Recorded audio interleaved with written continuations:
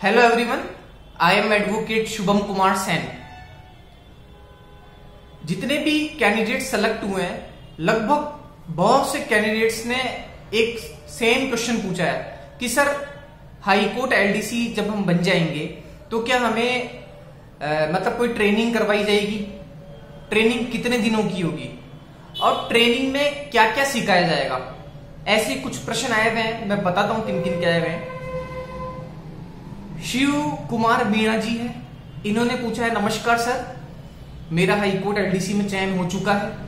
मैं आपसे जानना चाहता हूं कि क्या हमारी वहां पर हाई कोर्ट में कोई ट्रेनिंग होगी क्या, और होगी तो क्या हमें क्या सिखाया जाएगा, या सीधे ही ज्वाइनिंग होगी, ट्रेनिंग नहीं होगी? तो साथियों, मैं बताना चाहता हूं,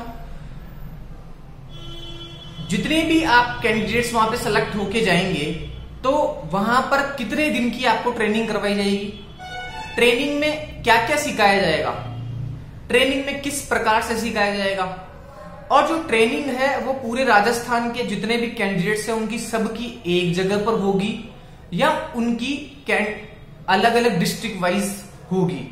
तो ये इस वीडियो में मैं आपको बिल्कुल अच्छे ढंग से आपको यही बताने वाला हूं, उस ट्रेनिंग पीरियड में आप क्या सिखाया जाएगा, क्या नहीं सिखाया जाएगा, कितने दिन की होगी, किस लेवल पे होगी, यही मैं बताने वाला हूं। एक साथियों निवेदन और है, मेरा विषय आप तक अच्छे से पहुंच पाता है क्या? मतलब मैं जो समझाना चाहता हूं आपको वो समझ आता है क्या?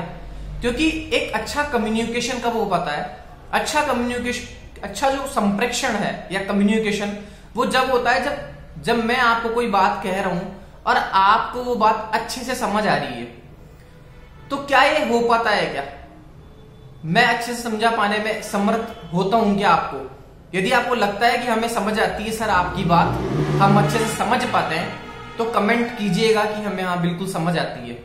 क्योंकि होता क्या है, कभी कभी एक पक्षकार जो वक्ता होता है वो बोले जाता है क्योंकि उसको तो हमेशा अच्छा ही लगता है, लेकिन जो श्रोता होता है वो समझ पा रहा है क्या, वो एक अच्छे वक्ता की पहचान होती है। तो मुझे जरूर बताना कि आप तक मेरा विषय पहुंच पाता है क्या उचित ढंग से। उससे पहले एक साथी वही का बहुत अच्छा क्वेश्चन आया हुआ है कि सर जो मान लो कोई व्यक्ति है और वो अनसाउंड माइंड है और वो किसी व्यक्ति का मर्डर कर देता है, तो ये क्या आईपीसी में पनिशेबल है क्या? तो साथी भाई सभी को बताना चाहता हूं, इससे जुड़ी हुई एक बहुत अच्छी जानकारी है जो आप सभी को सुनने में भी बड़ा रोचक मजा आने वाला है।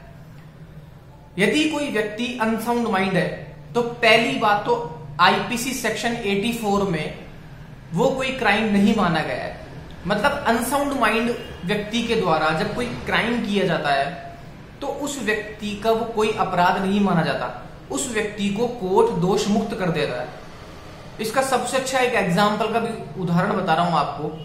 एक मामला था कानवी कुर्ची वर्सेस स्टेट गुजरात का। उसमें क्या था, एक व्यक्ति था, वो एक दिन रात को सो रहा था, सोते सोते अपने आप को वो अर्जुन के किरदार में डाल दिया। मतलब अपने आप को अर्जुन समझने लग गया, और जो अपनी पत्नी थी उसकी उसने हत्या कर दी, और अपने जो बेटे थे उनकी भी हत्या कर दी। पूरे परिवार की हत्या करने के बाद में वो उस जो पंचायत है, वहां जो सरपंच है, वहां सरपंच साहब के पास जाता है और वहां पे जाकर के कहता है कि जो सरपंच है उनको संबोधित करता है भीष्म पितामह के नाम से, कि भीष्म पितामह, आज मैंने जो उसकी पत्नी को भी वो एक महाभारत के किरदार के नाम से संबोधित करता है कि आज मैंने उसकी और उनके बच्चों की, दोनों की हत्या कर दी है। मतलब वो अर्जुन जो है वो महाभारत में दुर्योधन वाली जो फैमिली होती है उनके हिसाब से अपने पत्नी बच्चों को मारने लग जाता है, और उस किरदार में मारने के बाद में उनकी हत्या भी कर देता है। जब मामला कोर्ट में पहुंचता है तो कोर्ट में ये पूरी कहानी होती है, बातचीत चलती है, आर्ग्यूमेंट्स होते हैं। आर्ग्यूमेंट्स में बाद में पता पड़ता है कि वो व्यक्ति है जो अपने आप को अर्जुन मानने लग जाता है, कभी कभी अर्जुन के किरदार में पहुंच जाता है। उस व्यक्ति में ऐसे कई बार दौरे आते हैं, मतलब कई बार उसका माइंड अनसाउंड हो जाता है, वो बातें करते करते ये दूसरी भूमिका में चला जाता है, कभी वो दूसरा आदमी बन जाता है। तो यह एक बीमारी है। अगर ही कोर्ट में कोई व्यक्ति किसी को अनसाउंड माइंड सिद्ध कर देता है, प्रूफ कर देता है, तो उस व्यक्ति को कभी भी सजा कोर्ट नहीं देता है, उसको बेनिफिट दे देता है सेक्शन 84 का। अब बात आती है इसको प्रूफ कैसे करे। तो एक तो उसके पास में पहले से ही एक ऑथोराइज्ड गवर्नमेंट डॉक्टर से चिकित्सकीय प्रमाण पत्र उसके पास होना चाहिए अनसाउंड माइंड का, तभी उसको सेक्शन 84 का फायदा मिलता है, अन्यथा नहीं। तो ये जो रोचक एक कहानी है ये आपको समझ आई होगी, ये सेक्शन 84 को बताती है। अपना विषय प्रारंभ करते हैं। जो आप लोगों ने पूछा कि शुभम जी क्या जाती ट्रेनिंग होती है, तो मैं आपको बता दूं आपकी जो ट्रेनिंग है, जितने भी एलडीसी बनेंगे ये सभी अभी जिला आवंटन होने वाले हैं। जिला अलॉटमेंट के बाद में ये सभी जिलों में अलग अलग जाने वाले हैं। वहां पे जाने के तुरंत बाद ही कुछ दिनों के बाद में इनका टाइम आएगा,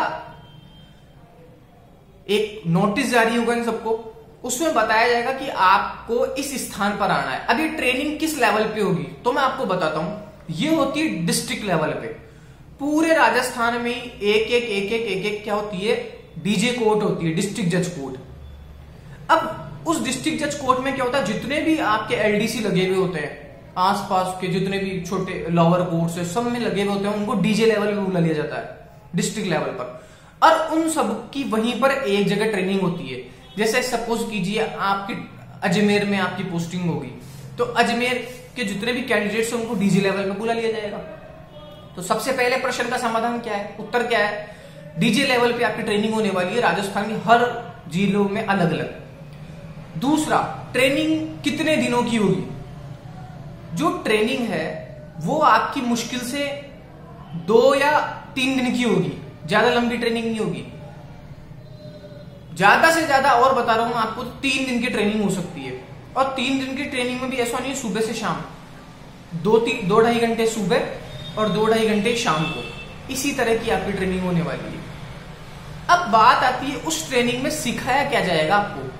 तो ट्रेनिंग में साथियों आपको यह सिखाया जाएगा, सबसे पहला जो काम है वो आपको कोर्ट में जो ऑफिस है वहां पे आपका व्यवहार, जितने भी लोग आने, जितने भी मान लो परिवादी आ रहा है कोई या कोई लॉयर है, किस तरीके से उनके साथ में आपका व्यवहार रहना चाहिए ये बताया जाएगा।